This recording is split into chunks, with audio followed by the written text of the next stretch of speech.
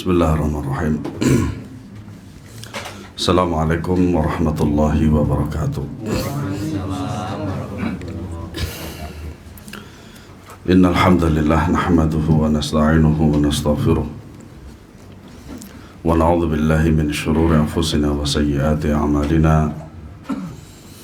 Man yahdihillahu fala mudilla lahu wa man yudlil fala hadiya lahu. Asyhadu an la ilaha illallah wahdahu la syarika lah wa asyhadu anna Muhammadan abduhu wa rasuluh. Ya ayyuhalladzina amanu taqullaha haqqa tuqatih wa la tamutunna illa wa antum muslimun. Ya ayyuhan nasu taqu rabbakumul ladzi khalaqakum min nafsin wahidah wa khalaqa minha zawjaha wa batha minhuma rijalan katsiran wa nisaa'a. Wattaqullaha alladzi tasaaluna bihi wal arham innallaha kana 'alaikum raqiba. Ya ayyuhalladzina amanu taqullaha wa qulu qawlan sadida yuslih lakum a'malakum wa yaghfir lakum dhunubakum wa may yuti'illaha wa rasulahu faqad faza fawzan 'azima. Amma ba'du fa inna asdaqal hadithi kitabullah wa khairul hadyi hadyu Muhammadin sallallahu alaihi wasallam wa syarrul umuri muhdatsatuha wa kullu muhdatsatin bid'ah wa kullu bid'atin dhalalah wa kullu dhalalatin finnar. Ma'asyiral muslimin azanallahu wa iyyakum. Alhamdulillah, kita bersyukur pada Allah Subhanahu wa taala diberi kesehatan, waktu luang. Kita doakan orang yang sakit, semoga Allah Subhanahu wa taala disembuhkan oleh Allah Subhanahu wa taala. Ya. Dan yang sehat seterusnya sehat dengan izin Allah Subhanahu wa taala. Amin ya rabbal alamin. Melanjutkan pembahasan bab sikap Imam Syafi'i terhadap golongan yang menyimpang, yaitu sikap Imam Syafi'i terhadap golongan Rafidhah, halaman 566. Kata Rafidhah ini ada dua makna. Yang pertama adalah Rafadha, maknanya adalah menolak. Ya, artinya adalah menolak Islam secara keseluruhan. Makanya di dalam surat Muhammad, di surat Al-Fath, ya, Muhammadur Rasulullah walladzina ma'ahu dan seterusnya, liyaghidha bihumul kuffar, untuk ya menjadikan orang-orang kufar, orang-orang kafir itu marah, benci. Kemudian Al-Imam Malik rahimahullah beristimbat dengan ayat ini bahwa barang siapa yang benci, marah terhadap orang-orang, terhadap para sahabat, maka mereka kafir. Ya. Makanya Rafadha ini ya tidak menerima Islam pertama, yang kedua atau menolak Islam, yang kedua adalah menolak para sahabat radhiyallahu anhum. Makanya Rafidhah ini terbagi menjadi banyak sekali cabangnya, ya, atau yang kita kenal dengan Syiah, ya, Syiah Rafidhah, Syiah Itsna Asyariyah, ya, Syiah Zaidiyah, Syiah Huthiyah, Nusairiyah dan seterusnya. Banyak sekali cabang-cabang daripada Rafidhah. Dan Rafidhah ini adalah salah satu kelompok yang menyimpang dan sesat menyesatkan. Dan dari riwayat-riwayat yang akan kita baca inilah kita akan mengetahui bagaimana sikap Al-Imam Asy-Syafi'i rahimahullahu ta'ala terhadap mereka. Kenapa demikian? Karena ada sebagian yang salah terhadap perkataan Imam Syafi'i rahimahullahu ta'ala, sehingga mereka mengatakan bahwasanya Imam Syafi'i ini adalah Syiah. Jazakallah khair. Ya, maka kita baca riwayat-riwayat tentang pengingkaran Al-Imam Asy-Syafi'i terhadap Rafidhah. Abu Hatim mengatakan, aku mendengar Yusuf bin Abdul A'la, ya, berkata, aku mendengar Imam Syafi'i berkata, diperbolehkan kesaksian pengikut hawa nafsu semuanya kecuali kelompok Rafidhah, karena sebagian mereka menjadi saksi bagi sebagian yang lain. Nah, ini kata Imam Syafi'i rahimahullah dalam kitab Adabus Syafi'i dan Manaqib Syafi'i, kemudian Manaqibul Syafi'i dan As-Sunanul Kubra Al-Baihaqi. Persaksian di antara Al-Imam Syafi'i rahimahullah yang tidak menerima persaksian di antaranya adalah Rafidhah, tidak boleh dijadikan saksi apapun. Ya, entah di pengadilan, entah itu saksi pernikahan dan seterusnya. Ya, kenapa demikian? Karena Rafidhah menghalalkan dusta yang disebut dengan taqiyah atau tuqyah, itu hampir sama. Ya. Sehingga dengan demikian Al-Imam Syafi'i rahimahullah, ya, tidak membolehkan persaksian dari mereka. Makanya jangankan persaksian, perkataan mereka saja tidak bisa dipercaya. Kita nggak akan bisa percaya terhadap orang Syiah jikalau dia bukan Syiah. Paham ya? Kita nggak akan pernah percaya terhadap orang Syiah kalau dia bukan Syiah. Kenapa demikian? Karena mereka taqiyah itu tadi. Kalau ditanya ente Syiah, bukan, saya Ahlus Sunnah. Makanya di Saudi Arabia itu kenapa orang-orang Syiah itu masih bisa masuk ke Masjidil Haram? Karena KTP-nya Islam. Karena KTP-nya Islam. Kalau sekiranya KTP-nya Syiah, nggak boleh masuk itu. Ya. Makanya orang-orang Syiah Rafidhah ini atau Syiah secara umum, mereka adalah orang-orang yang membenci para sahabat. Ya. Kemudian Yunus bin Abdul A'la juga mengatakan, aku mendengar Imam Syafi'i apabila disebut nama Rafidhah, ia pun mencela mereka dengan sekeras-kerasnya dan mengatakan bahwa mereka adalah seburuk-buruk golongan. Sahih. Ya, apapun yang mereka lakukan adalah untuk menghancurkan Islam dari dalam dengan nama Islam. Harmalah bercerita, aku mendengar Imam Syafi'i berkata, aku tidak pernah melihat seorang pun yang aku akui kebohongannya selain dari golongan Rafidhah. Bahkan mereka kalau tidak berbohong dosa besar. Subhanallah ya. Makanya tidak diterima persaksian orang-orang Rafidhah.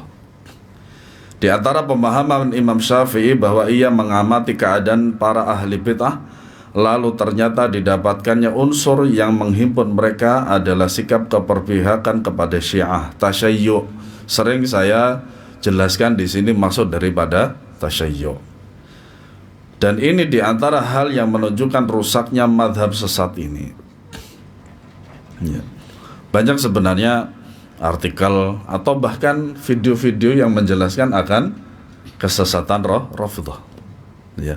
Entah itu di televisi, ya, di televisi swasta, ya, atau di Facebook dan seterusnya.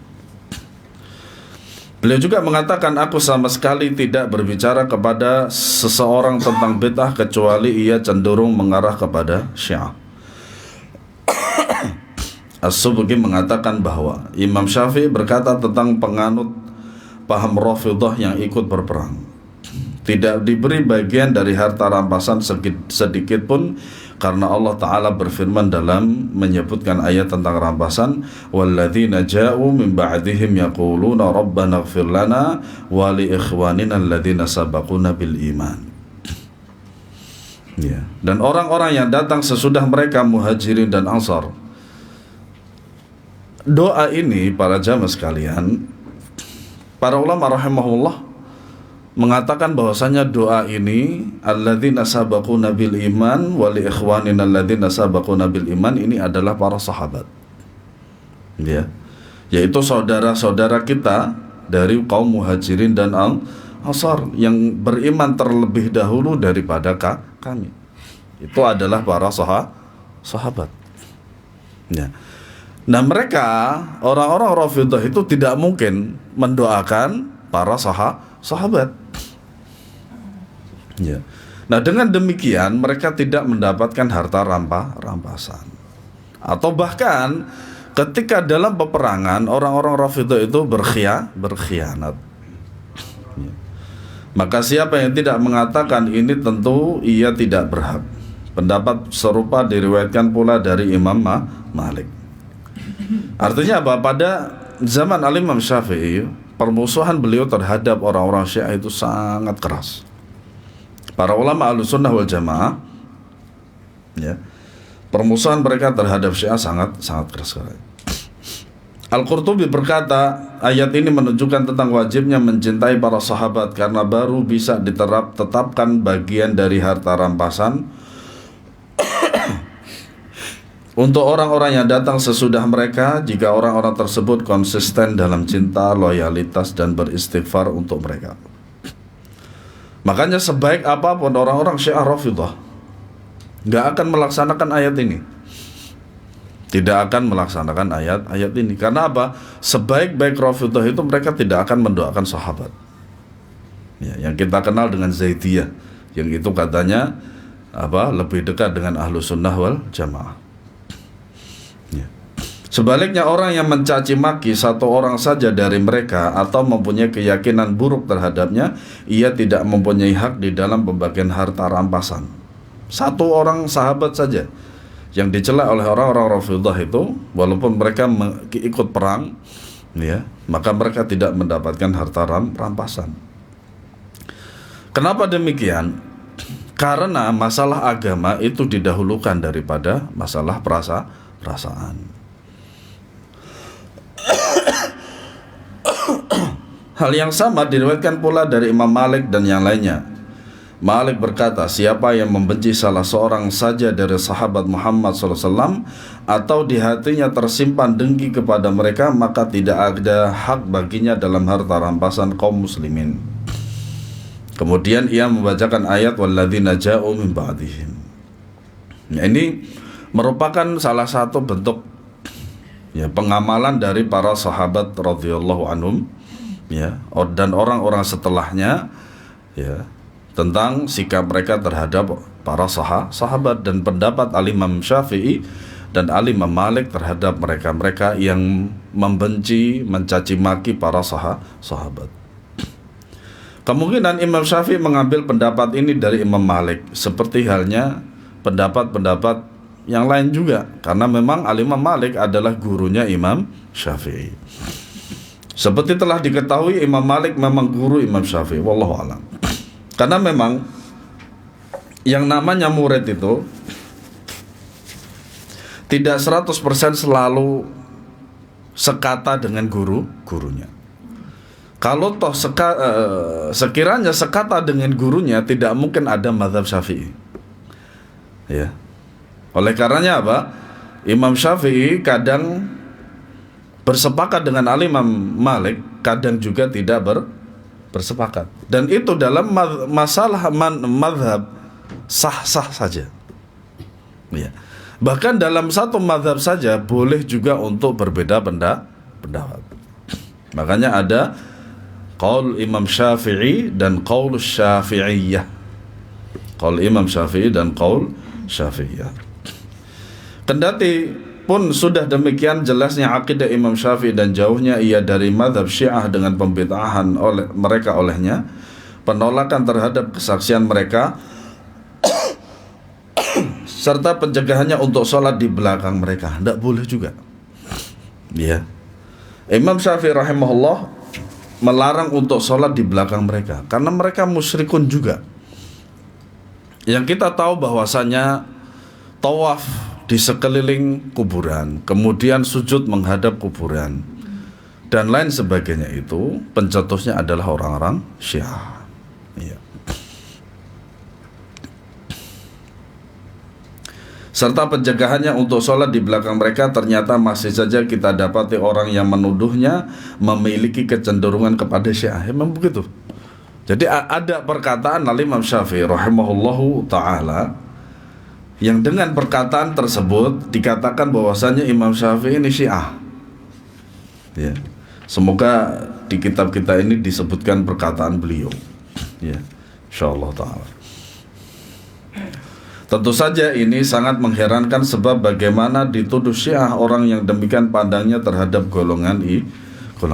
Nah, ini untuk biasa sebagian pendapat atau sebagian sikap daripada ahli bid'ah itu menggunakan perkataan para ulama Ahlus Sunnah wal Jamaah untuk membentengi diri mereka.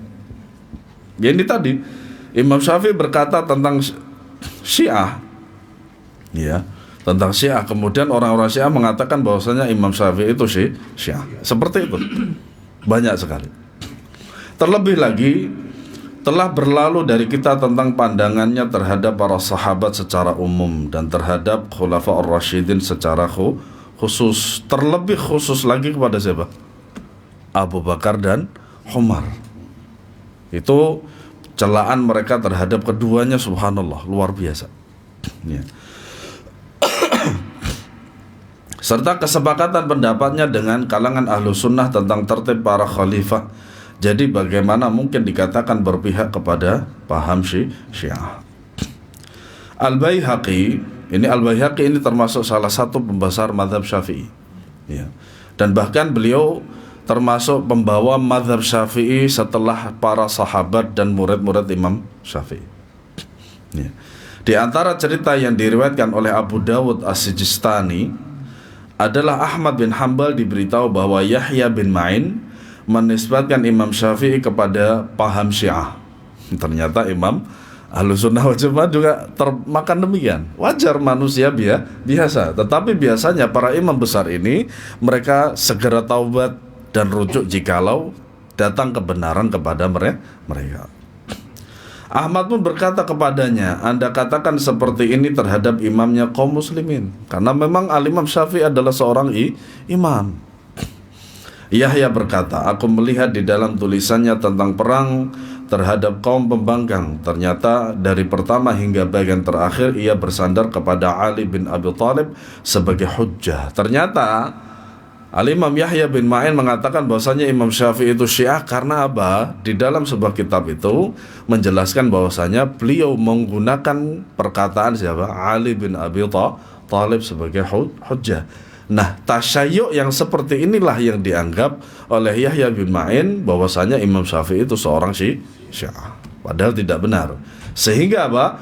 Al-Imam Ahmad rahimahullah membantah beliau. Ahmad menjawab, Anda sangat mengherankan dalam menilai seseorang yang dijadikan oleh Imam Syafi'i sebagai rujukan dalam soal memerangi kaum pembangkang. Ya. Orang pertama dari umat ini yang diberi cobaan untuk memerangi kaum pembangkang itu adalah Ali bin Abi Thalib radhiyallahu anhu. Oleh karena itu dialah yang merintis perang terhadap mereka. Hukum-hukum tentang mereka tidak berasal dari Nabi SAW dan juga tidak dari khalifah-khalifah yang lain. Jadi padanya mendapat sunnah bagi orang yang ingin mengikuti sunnah. Mendengar jawaban tersebut merasa malulah Yahya bin Ma'in. Nah, seperti itulah. Seperti halnya kita ketahui bahwasanya Al-Imam Syafi'i adalah gurunya Imam Ahmad, maka Imam Ahmad membela Imam Syafi'i. Nah, yang namanya murid itu pasti akan faham daripada akidah perkataannya dari gurunya. Makanya ketika saya tanya kepada Syekh Malik itu, kapankah seseorang itu bisa dikatakan sebagai murid Syekh? Kalau membawa mazhabnya dan hafal perkataannya. Sehingga dengan demikian patutlah dia itu dianggap sebagai muridnya Syekh Fulan atau Imam Fulan. Nah, bisa jadi Yahya bin Ma'in rahimahullah ini dia tidak mengetahui perkataan Al-Imam Syafi'i, sehingga yang menjelaskan tentang perkataan beliau itu adalah muridnya, yaitu Ahmad bin Hanbal. Nah, Ahmad bin Hanbal ini juga sezaman dengan Yahya bin Ma'in. Sehingga dengan perkataan dan anggapan bahwasanya ya, Al-Imam Syafi'i adalah seorang Syiah ini terbantahkan. Itu. Makanya ketika ada seorang guru yang dikatakan tidak benar ya terhadap dirinya, terutama apa yang dia bawa dari sebuah dakwah, biasanya muridnya yang paling utama untuk membantah. Seperti halnya Syekh Al-Albani rahimahullah, beliau dikatakan dituduh sebagai murji'ah. Jadi kalau antum pernah membaca bahwasanya Al-Imam Syekh Ali Hasan Al-Halabi seorang murji', gurunya juga pernah dikatakan demikian murji'ah. Ya. Tetapi Syekh Ali Hasan rahimahullahu ta'ala adalah yang pertama kali membantah tentang fitnah tersebut. Ya. Dan bahkan beliau adalah di antara salah satu murid yang utama daripada Syekh Al-Albani. Diriwayatkan oleh Al-Baihaqi dengan sanad dari Abu Abdullah Ahmad bin Hanbal yang dimintai pendapatnya tentang Muhammad bin Idris Asy-Syafi'i. Dan biasa yang namanya murid terhadap gurunya, apabila gurunya memberi pengaruh yang besar terhadap muridnya, pasti memberikan perkataan yang baik. Sesungguhnya Allah telah memberi anugerah kepada kita melaluinya. Di antara bentuk syukur Imam Ahmad terhadap Allah Subhanahu wa ta'ala dengan adanya Imam Syafi'i adalah mengerti fiqhul hadis, fikihnya hadis. Ya. Kalau tanpa Imam Syafi'i maka kita tidak akan bisa memahami fikihnya hadis. Ya. Makanya ketika kita mempelajari hadis itu, membahas hadis itu, paling tidak ada dua ilmu yang harus ada pada kita. Pertama ilmu hadis, yang kedua ilmu fikih. Kita telah mempelajari perkataan para ulama dan telah pula membaca karya-karya mereka hingga hadir di tengah-tengah kita Imam Syafi'i. Maka manakala kita mendengar ucapannya, kita pun tahu ternyata dia lebih berilmu daripada yang lain. Ya, karena memang dari kecilnya pun sudah kelihatan pintar. Sudah hafal Al-Quran dan Al-Muwatta Al-Imam Malik. Kita pun bergaul dengannya beberapa hari dan beberapa malam, dan selama itu tidak ada yang kita lihat darinya kecuali kebaikan. Semoga Allah merahmati. Nah, ini berupa tazkiyah. Yang namanya rekomendasi itu tentu saja ya berlandaskan apa? Pengalaman dan ilmu. Ya. Tiba-tiba ada yang menyela ucapannya, wahai Abu Abdullah, Yahya bin Ma'in dan Abu Ubaid tidak menyukainya. Makanya perkataan Al-Imam Syafi'i rahimahullah yang terkenal, yang kita sering mendengarnya, ridhon nas ghayatun la tudrak. Ridho seluruh manusia itu adalah sebuah tujuan yang tidak akan pernah dicapai. Imam Syafi'i sekali berbeliau ya, ada yang membencinya. Bahkan Imam Bukhari juga ada sebagian ulama yang mentahdzir beliau. Ada yang mentahdzir beliau. Tetapi apakah tahdzirnya terhadap beliau ini bermanfaat? Tentu saja tidak. Terkecuali kepada orang-orang yang dikenal dengan kesesatannya. Iya. Pernah juga saya bertanya kepada Syekh Malik. Jadi ada salah seorang ustadz besar di Indonesia ini, sudah masyhur lah gitu, yang antum tahu. Nah, itu ketika ceramahnya itu diupload di Facebook, kemudian ada yang membantah. Ada yang membantah bahwasanya ini akidah bukan akidah Ahlussunnah wal Jamaah, bertentangan dengan Al-Quran dan Sunnah, seharusnya begini dan begitu. Nah, di antara para pendukung ustadz ini, dia mengatakan paling ente pansos gitu, atau yang semacamnya. Iya. Istilahnya nunut tenar gitu loh. Gitu. Supaya apa? Supaya dia membantah dengan ustadz besar ini yang masyhur di Indonesia ini, kemudian dia juga jadi terkenal. Apa kata Syekh Malik? Teruskan saja. Tidak perlu kita menggubris perkataan itu. Kenapa demikian? Yang penting ikhlas lillahi ta'ala. Bahwasanya kita memang membantahnya adalah karena Allah Subhanahu wa ta'ala. Pernah juga ditanyakan kepada beliau juga bahwasanya ada seorang tokoh besar di Indonesia ini sudah mati, yang hatinya dicangkok dengan hati orang Cina, tahu kan? Nah itu kemudian ada yang membantahnya itu karena dia sudah doktor, yang membantahin S1. Apa kata dia? Ente itu masih S1, saya sudah doktor, derajat saya sudah tinggi, pasti ente gak akan paham dengan perkataan saya. Apa kata Syekh Malik? Katanya ini merupakan kesombongan. Ini merupakan kesombongan. Kenapa demikian? Ilmu milik Allah Subhanahu wa ta'ala. Bisa saja walaupun dia itu gelarnya doktor, tapi kalau bodoh juga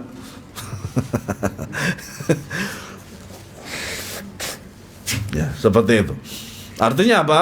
Tidak semua orang itu disukai, ya. Bahkan imam besar pun seperti sekaliber Imam Syafi'i pun juga ada. Yakni tentang penisbatannya kepada mazhab Syiah. Maka Ahmad menjawab, aku tidak tahu apa yang mereka berdua katakan. Demi Allah, aku tidak pernah kami melihatnya melainkan kebaikan, dan tidak pula kami mendengarnya kecuali kebaikan. Nah, orang yang seperti ini yang hanya mengetahui adalah orang yang dekat dengan beliau. Ahmad pun berkata kepada orang yang ada di sekitarnya, ketahuilah semoga Allah Ta'ala merahmatimu. Para imam madhab salaf, mereka itu selalu mengedepankan yang namanya doa. Yang mengedepankan selalu doa. Makanya ketika kita bertemu dengan sesama kita satu sama lain, entah itu di jalan, di majelis ilmu terutama, kita selalu mendoakan. Tentu saja mendoakan kebaikan.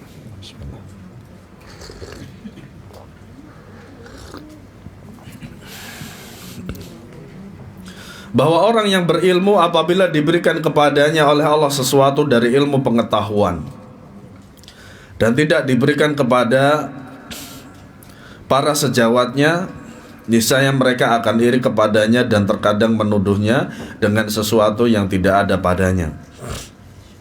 Inilah sisi yang tidak terpuji bagi orang yang memiliki ilmu pengetahuan. Nah, ini yang namanya hasad. Ini namanya hasad. Berbeda dengan namanya ghibthah. Ghibthah itu apa? Kita iri terhadap seseorang dan ingin seperti dia. Ini ghibthah. Dan ini adalah lawan daripada hasad. Hasad itu membenci suatu nikmat yang terjadi pada seseorang itu, dan nikmat itu hilang. Itu namanya hasad, ya. Dan hasad itu buruk, adapun ghibthah baik. Orang yang merasa gembira atas ucapan itu ialah orang yang tidak sepaham dengan Imam Yahya bin Ma'in. Karena Yahya bin Ma'in memang imam Ahlus Sunnah wal Jamaah, dan beliau seorang muhaddits. Gitu. Sehingga ia memperoleh kesempatan untuk menghujatnya dengan dugaan bahwa tindakannya itu merupakan pembelaan terhadap Imam Syafi'i dengan mengatakan Yahya bin Ma'in adalah orang yang sangat iri kepada Imam Syafi'i. Itu pasti terjadi terhadap para ahli ilmu. Makanya ahli ilmu saja, para asatidzah ini juga manusia biasa, kadang terfitnah. Terfitnah, dan itu sering terjadi seperti itu. Ya.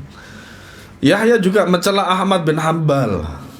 Guru dan murid sama-sama dicela oleh Yahya bin Ma'in karena iri. Ya.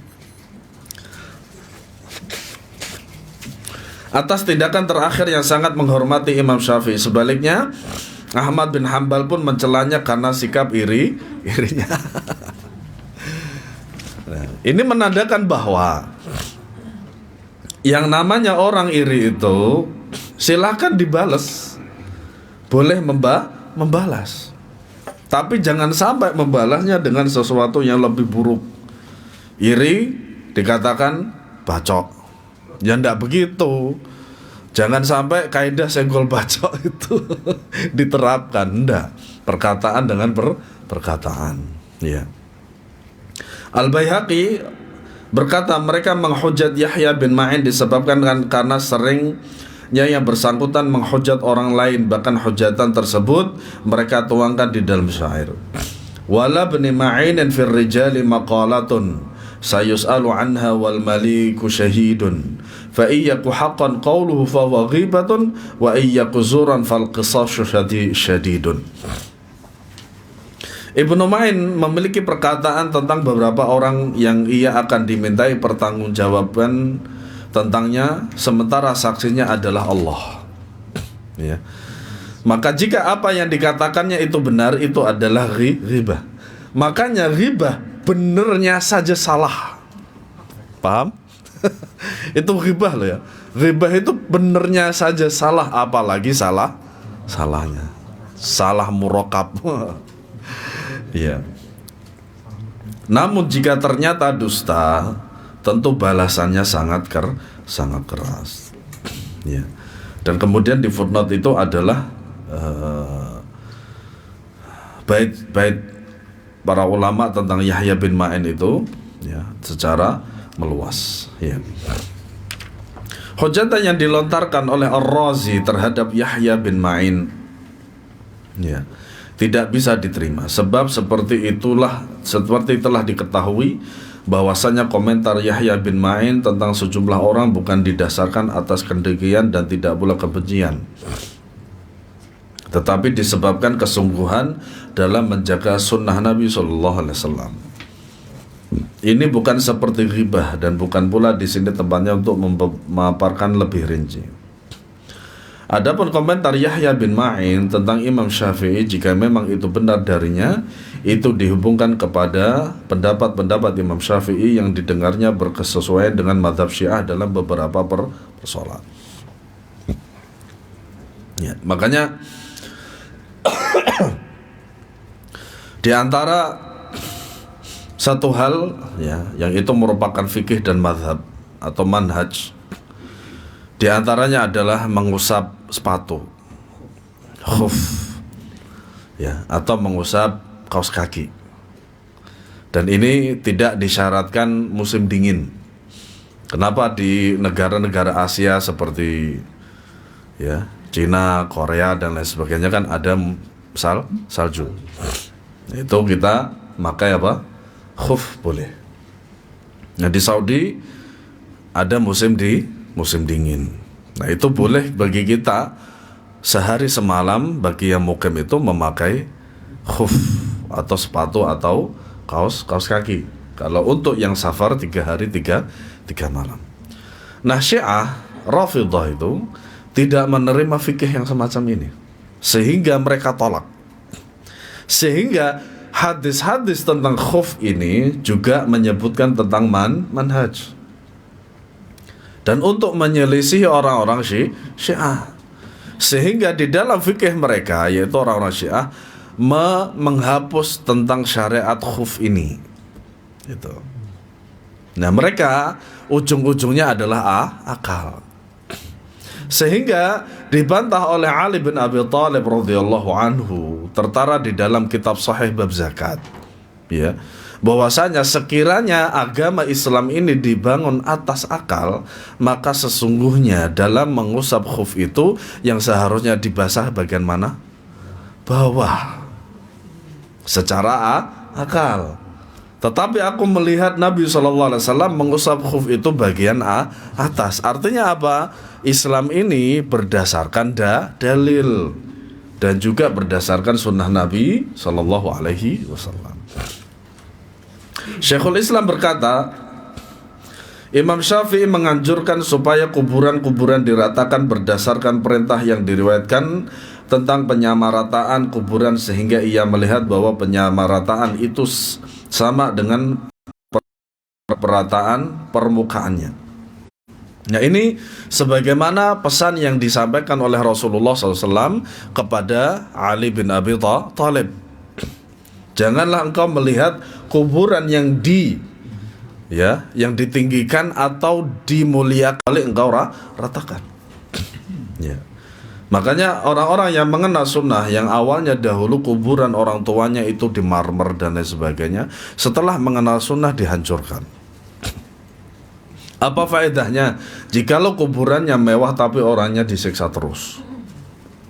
Ya, seperti itu. Ya. Kemudian sebagian sahabatnya berkata ini adalah simbol kaum Rafidhah. Karena memang demikian. Makanya orang-orang yang pertama kali meninggikan kuburan itu adalah orang-orang Syiah. Tawaf, sujud menghadap kuburan itu orang-orang Syiah. Ya. Beliau tidak menyukai hal itu, tetapi sebagian besar sahabatnya tidak sepaham dengannya, dan mereka berkata, tetapi yang dianjurkan kendati dikerjakan oleh orang golongan Rafidhah. Demikian pula soal penjaharan bacaan bismillah dalam Fatihah dalam salat. Makanya tidak masalah juga sekiranya ada imam kemudian dia membaca bismillah gitu. Makanya ketika Syekh Abdurrahman As-Sudais hafizahullah ta'ala, ketika beliau mengimami di Masjid Istiqlal, beliau membaca bismillah. Sebenarnya fikih yang semacam ini mudah sebenarnya. Kenapa demikian?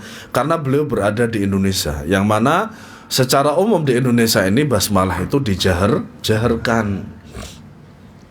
Makanya ketika saya melihat video tersebut, di situ ada narasinya, tuh lihat Syekh Sudais saja memberikan baca basmalah gitu.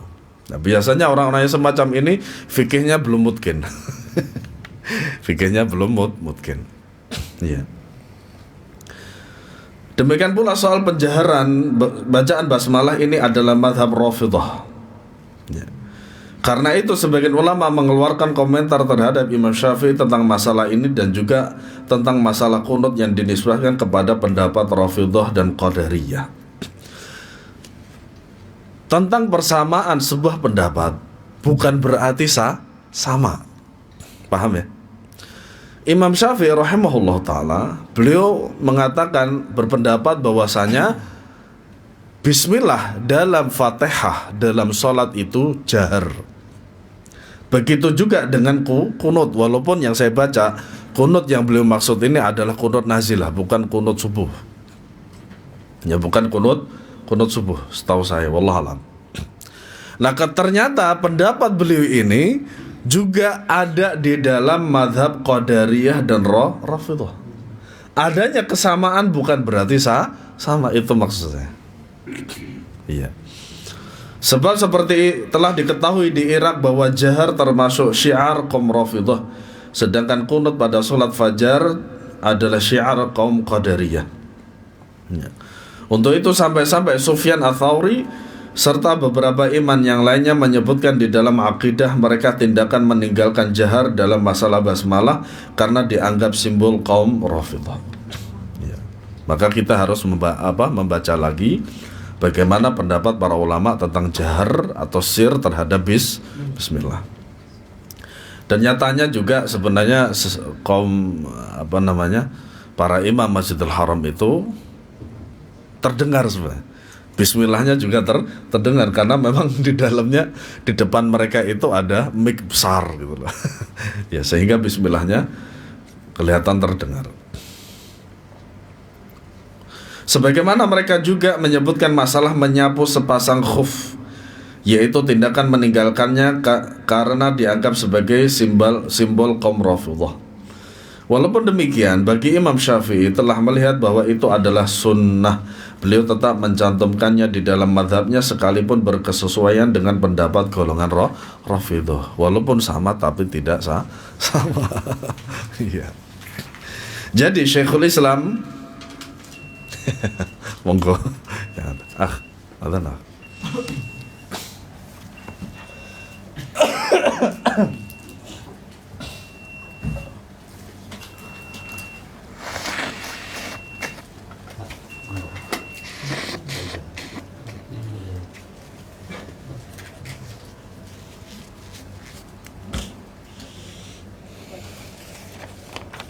Allahu Akbar, Allahu Akbar, Allahu Akbar, Allahu Akbar. Ashhadu an la ilaha illallah.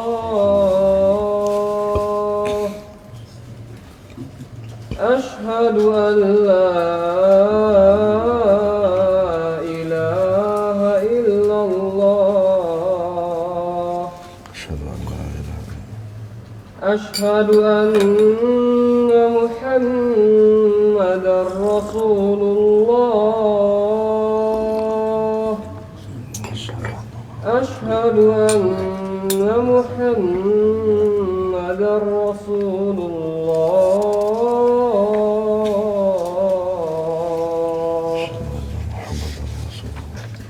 حي على الصلاة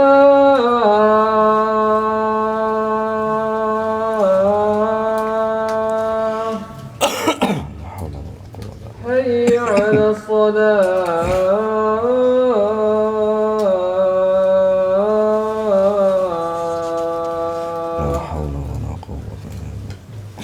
حي على الفلاح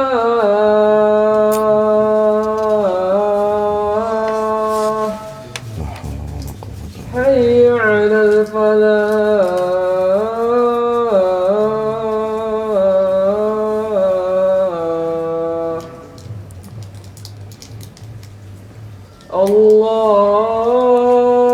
الله أكبر الله أكبر لا إله إلا الله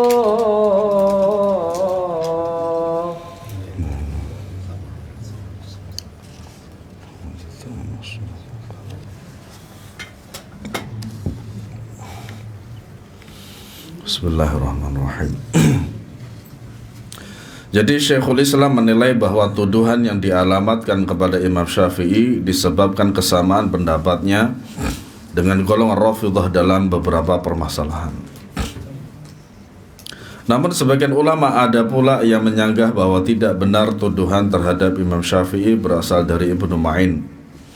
Salah satunya adalah Al-Imam Ibnu Hajar rahimahullah. Ia menukil pernyataan Al-Hakim, kami telah mempelajari sejarah dan sebagian besar tentang cerita tentang Yahya bin Ma'in. Ternyata kami tidak pernah menemukan padanya keterangan seorang pun dari mereka yang memuat hujatannya terhadap Imam Syafi'i. Ya, kita lanjut pada halaman 574, yaitu tentang salah satu yang menuduh Imam Syafi'i bermadzhab Syiah adalah Al-Ijli. Ya. Setelah menyebutkan beberapa nas yang berasal dari akidahnya Imam Syafi'i tentang para khalifah, Ibnu Katsir berkomentar, di dalamnya terdapat kecocokannya dengan ahlu sunnah dalam masalah-masalah itu. Nas-nas tersebut memiliki sanad-sanad yang sahih serta keterangan-keterangan yang jelas dari Imam Abu Abdullah Syafi'i tentang mazhab ahlu sunnah wal jamaah, baik generasi terdahulu maupun yang kemudian. Dengan demikian maka jelaslah kekeliruan ucapan Ahmad bin Abdullah Al-Ijli tentang Imam Syafi'i bahwa ia adalah seorang Syi'i. Jadi dia yang menuduh di antara yang menuduh. Ya. Ucapan dari Al-Ijli ini ucapan tanpa aturan, tidak dilandasi ilmu pengetahuan. Penyebabnya ialah seperti yang telah kita kemukakan sebelumnya, yakni penduduk Yaman ketika menjadikan Imam Syafi'i ke dalam kelompok orang Quraisy, lalu mereka diserahkan kepada Harun ar-Rasyid. Jadi Al-Imam Syafi'i rahimahullah itu pernah dirantai tangannya. Waktu itu tentang fitnah Alawiyun. Ya, Alawiyun ahlul bait.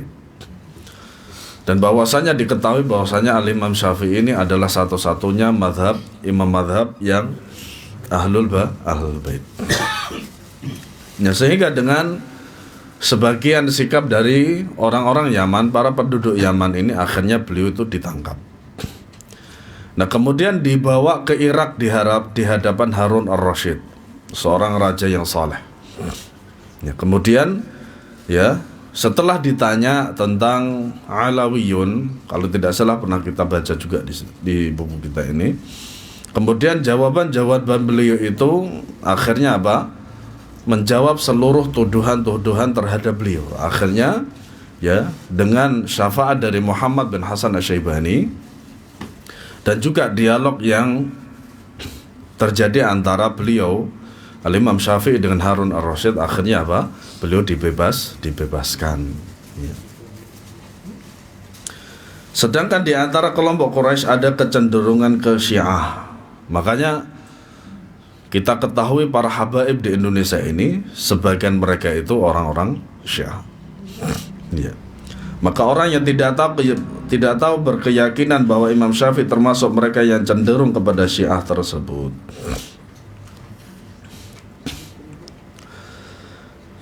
Al-Imam Ibnu Katsir berkata, kedudukan Imam Syafi'i terlalu mulia dan terlalu tinggi kehormatannya untuk sependapat dengan Syiah. Sahih. Iya. Sebuah kelompok marginal dan golongan pinggiran, sebab Imam Syafi'i memiliki pemahaman yang sempurna, hafalan yang luar biasa, pemikirannya cemerlang dan daya nalar yang cermat. Mana mungkin disamakan dengan Syiah, sehebat apapun Syiah. Ya. Kemudian Ibnu Katsir ini muridnya Syekhul Islam, tapi mazhabnya Syafi'i. Ya. Menyebutkan bukti-bukti tentang sikap konsistennya imam dalam mengikuti mazhab salaf dalam menyikapi para sahabat, dan ini telah disinggung di dalam akidahnya. Berikut beberapa potongan syair yang disebutkan oleh Imam Ibnu Katsir yang diduga menunjukkan Asy-Syafi'i cenderung kepada Syiah. Ya raqiban qif bil mihsabi min mina wahtif biqa'idi khayfiha wan nahidu sahran idha fadal hajiju ila mina faydan kamul tatamil furatil faidi in kana rafdan hubbu ali Muhammadin falyashhadi thaqalani anni rafidi. Ini syair yang terakhir, bait yang terakhir ini, sehingga orang-orang mengatakan bahwasanya Al-Imam Syafi'i adalah Rafidhah. Nah, yang lebih jelasnya lagi itu halaman 577. Ya. Idza nahnu faddalna 'aliyan fa innana rawafidhu bitafdhil 'inda dzawil jahli. Fala ziltu dza rafdin wa nasbin kilayhima adinu bihi hatta wassada bil qabri. Ya. Ya, artinya apabila kita mengutamakan Ali, sesungguhnya kita termasuk Rafidhah dengan pengutamaan itu di mata orang bodoh. Nah, orang-orang Syiah sendiri, orang-orang Rafidhah sendiri itu tidak paham. Ya, tidak paham. Imam Syafi'i itu sastra Arabnya asli. Sastra Arabnya asli dan tinggi sekali. Sehingga orang-orang Rafidhah yang bodoh-bodoh itu terhadap bahasa Arab itu, mereka menyangka bahwasanya Al-Imam Syafi'i adalah Rafidhah. Ya. Senantiasa aku memiliki rafat dan nasab, dua-duanya aku pegang sampai aku berkalang tanah. Nah, kembali kepada halaman 575 itu tadi. Wahai penunggang, berhentilah di mihsab dalam wilayah Mina, dan memujilah dengan orang yang duduk di masjid khaifnya dan yang bangkit. Pada waktu sahur apabila jamaah haji bertolak ke Mina dengan perjalanan yang bagaikan derasnya arus sungai Eufrat yang banjir. Jadi sungai Eufrat itu bahasa Arabnya adalah Al-Furat. Ya. Jika dianggap Rafidhah perbuatan mencintai keluarga Muhammad, maka saksikanlah wahai manusia dan jin bahwa aku seorang Rafidhi. Nah, inilah yang disalahpahami oleh orang-orang semacam Al-Ijli tadi, bahwasanya Al-Imam Syafi'i ini seorang Rafidhah. Dan bahkan pun orang-orang Rafidhah merasa bangga dengan Imam Syafi'i dengan bait ini, sehingga mereka mengatakan Imam Syafi'i adalah Syiah Rafidhah. Nah, itulah kejahilan mereka seperti itu. Oleh karenanya orang-orang Syiah Rafidhah itu selalu mengedepankan yang pertama kali mahabbatu ahlil bait, mencintai ahlul bait. Dan Imam Syafi'i mengatakan demikian, dan bahkan pun juga beliau adalah orang termasuk ahlul bait. Makanya disitulah kadang ya perkataan yang indah semacam ini tidak bisa dipahami dengan baik oleh mereka-mereka yang kata Imam Syafi'i adalah bodoh. Kemudian Ibnu Katsir berkata, saya katakan bahwa bukan termasuk Rafidhah jika mencintai keluarga Muhammad, sebab seluruh ahlu sunnah mencintai keluarga Muhammad, bahkan itu adalah wajib bagi mereka sebagaimana wajib bagi mereka mencintai para sahabat Rasulullah SAW. Semuanya dengan mendahulukan cinta kepada Abu Bakar, kemudian Umar, lalu Utsman dan Ali, seperti yang telah diterangkan oleh Imam Syafi'i dan imam-imam lain seterusnya. Wallahu alam bis-shawab. Ada pertanyaan, monggo.